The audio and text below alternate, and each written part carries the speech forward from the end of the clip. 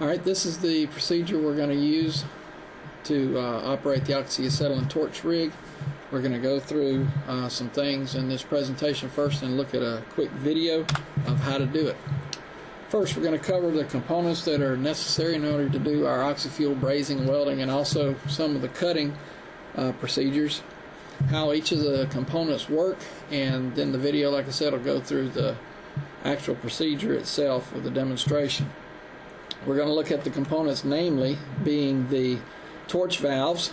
We show here we got an oxygen torch valve, over here we got a acetylene torch valve, the cylinder valves, how to open and close the cylinders, and you'll note that the oxygen has a handle on it, but the acetylene, you're going to have to stick your valve stem wrench on it. Also, we're going to go through how a pressure regulator works and how to operate it. With the cylinder valves, a cylinder valve opens counterclockwise to open it, clockwise to close it. Same for both the oxygen and the acetylene. One way it's often been said was righty-tighty, lefty-loosey. When you open these cylinder valves on either one of these tanks, you want to make sure that you stand away from the front of the regulator. If there's an accident with gases getting where they don't need to be and that regulator blows up, then your safest place to be is away from the front of the end bell of that regulator. When we go to open up our oxygen valve, when that time comes, we're going to open this valve all the way out. Turn it, keep on turning it counterclockwise until it won't go any further. That's going to seat it right here at the top and prevent it from leaking. Keep in mind that we've got about 2,000 psi inside that oxygen cylinder. Also, with the acetylene valve, we're going to use our valve stem wrench on it. And when you open at least a quarter turn, maybe up to a half a turn open, and flip the little ratchet mechanism on your valve so that you can quickly close it if necessary in an emergency. Alright, with the regulators, keep in mind that a regulator is not a valve. It works differently. The regulators, you take the adjusting screw on the front and you actually turn it counterclockwise to close it. You back it out to close that regulator. When we go to bleed the regulators at the end of the process to get all the gases out, you need to make sure that you watch these gauges on the regulator to make sure that both of them go all the way down to zero to know that all the lines in the regulator has been bled out. When you go to set the delivery pressure from these regulators, you need to turn it clockwise. We screw that regulator screw in clockwise. Basically what that does is it pushes open the regulator to give you the delivery pressure that you desire. When we set our oxygen delivery pressure, we need to remember it's somewhere between 15 to 20 psi when we do our brazing, and when we do our welding as well. We'll probably have it up around 40 when we do our cutting. When we set the acetylene regulator, there's no need in any of the processes that we're going to do to set that acetylene delivery pressure any higher than 5 psi. The torch handle valves. These are just valves, like we said, with just like the cylinder valves. It's counterclockwise to open and it's clockwise to close. Righty-tighty, lefty-loosey. The first one we're going to do is open up the acetylene valve, and then we're going to go ahead and light it with our striker. And then we'll open up the oxygen valve and adjust the flame as necessary to get what we call a carburizing flame. Basically, a neutral flame, as we show here, is a flame where all the acetylene and all the oxygen that's coming out of that torch is being used in the process. If we have a little bit too much acetylene, then we have a carburizing flame. If we have a little bit too much oxygen, we have an oxidizing flame.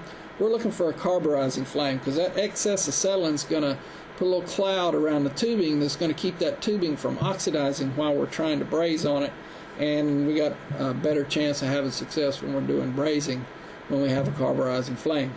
When we go to shut down the torch, the first thing we're going to shut off is the fuel, the acetylene. After we shut off the acetylene, then we'll shut off the oxygen, and don't forget, we got to have a fire extinguisher somewhere around.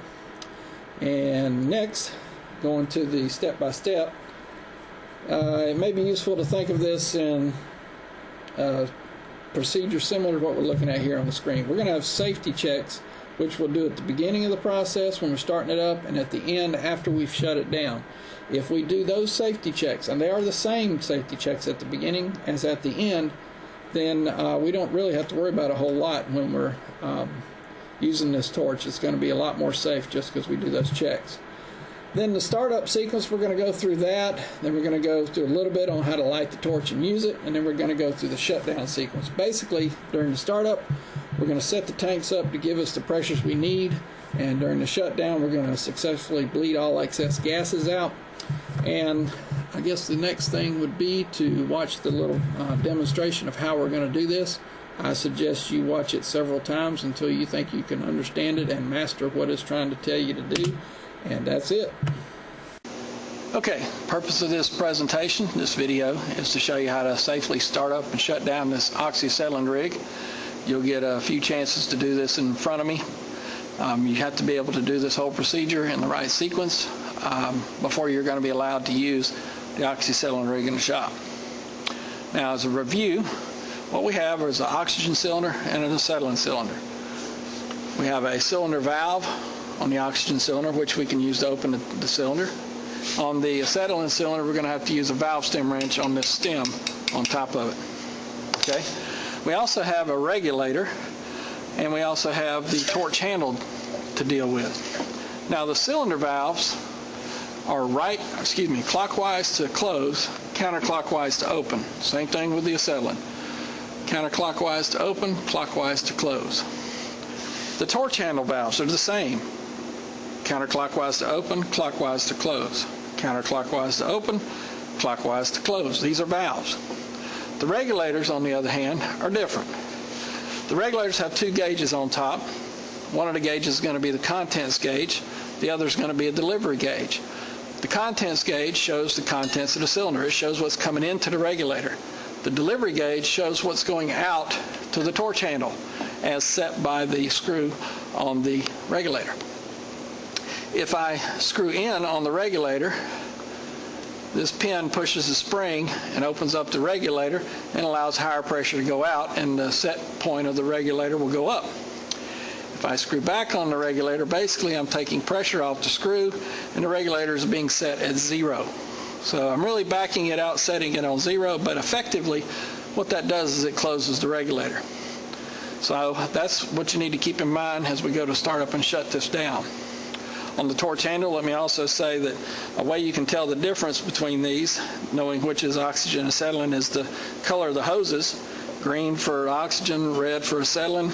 You can see that on here too. Also on the fuel gas, in this case the acetylene, there's a notch in the nut where it connects to the torch handle. And it even says on this torch handle, fuel here, oxygen there. So that's how you tell the difference. So we had said our procedure basically has 5 steps. We have a safety checks at the beginning. We've got our startup procedure. We've got our usage of the torch. We've got our shutdown procedure. And then we've got our safety checks at the end. Now, the safety checks at the end are the same as the safety checks at the beginning. Those are, first, making sure that both of these torch handle valves are closed and both of these regulator adjusting screws are backed out until they're loose and not putting any pressure on those adjusting springs. All right, so those are the safety checks. Now, for startup, we basically got to set up these 2 cylinders to deliver the correct pressure. It doesn't matter which one we start with first, but we're going to set one up completely and then set the other one up. So I'll start here with the oxygen. I'm not going to stand in front of the regulator. If there's some kind of problem with this system, the weakest part of this is the bonnet of this regulator, and if it blows, it's coming straight out. So just for safety's sake, don't stand in front of the regulator when you're opening and closing it. Hold on to the tank. Do not hold that regulator. It's not a wrench. Hold the tank steady. The oxygen valve is a little tight because it's got a tight packing because it's under a lot of pressure in this cylinder. We open up the oxygen valve counterclockwise all the way because the high pressure requires that we have a seat at the top here to keep it from leaking. Our contents gauge shows us we got just over 1,000 pounds in this particular tank. Now we want to set the delivery pressure coming out and going out the tip of the torch. We want to do that with the torch valve open. That way, if there's any acetylene in there, it vents it out or purges it out. We want to purge our lines as we set the regulators. So for the oxy-fuel processes we're going to do, the brazing and the welding, we're going to want to set this at about 15 to 20 psi. We might set a little higher if we're doing cutting, but for brazing, which is what you're going to be doing the most of, we're going to set this thing on 20, 15 to 20, somewhere in there. So we screw it in till the delivery pressure gets up about 15 or 20, and then we close off the torch handle. The oxygen is ready to go. Now we're going to set up the acetylene. It's the same way, except we've got to use our valve stem wrench. We'll put our valve stem wrench on there and adjust the ratchet till we're ready. We're not standing in front of it. We're going to open it about 1/4 turn, maybe a half a turn.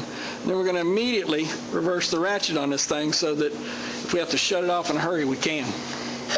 All right, so now I want to set the delivery pressure. We've got the contents gauge showing us the contents. In order to set the delivery pressure, I'm going to open up the acetylene valve on the torch handle. Nothing's coming out yet because I haven't set the regulator. I'm going to set the delivery pressure on the regulator to about 5 psi. We don't need any more pressure than that for any of the processes that we're going to do. Now, once the gas starts to flow out of here, I need to go ahead and get it set and get this turned off. You don't want to have acetylene just blowing out and accumulating. That can be a dangerous situation. So I'm going to run it on in there, set that delivery pressure up around 5, then I'm going to shut off the torch handle. Oop, wrong one. That one right there. Now this gauge may go up a little bit more, and that's okay as long as it doesn't continue to float up, because we know that once that acetylene gets above 15, it starts to get a little dangerous. Okay, so we've set up our torch now, and we're ready to light it. Go to the part of our procedure, the usage of the torch. To light this torch, we're going to open up the acetylene, going to light it with the striker, and then we're going to open up the oxygen to set the right kind of flame. Now, of course, none of this, we're not going to do any of this unless we look and see a fire extinguisher and look and make sure the instructor's in the shop. All right, make sure you practice using your striker. You don't want to aim your torch into the striker. You want to aim it across the striker. You don't want that flame blowing back in your face. So open it up, light the torch. Okay, now if the flame is standing away from the torch, that means you've got a dirty tip and you need to clean that tip. Also, it means that if you open the oxygen while it's standing away from that tip, you're going to blow out the flame.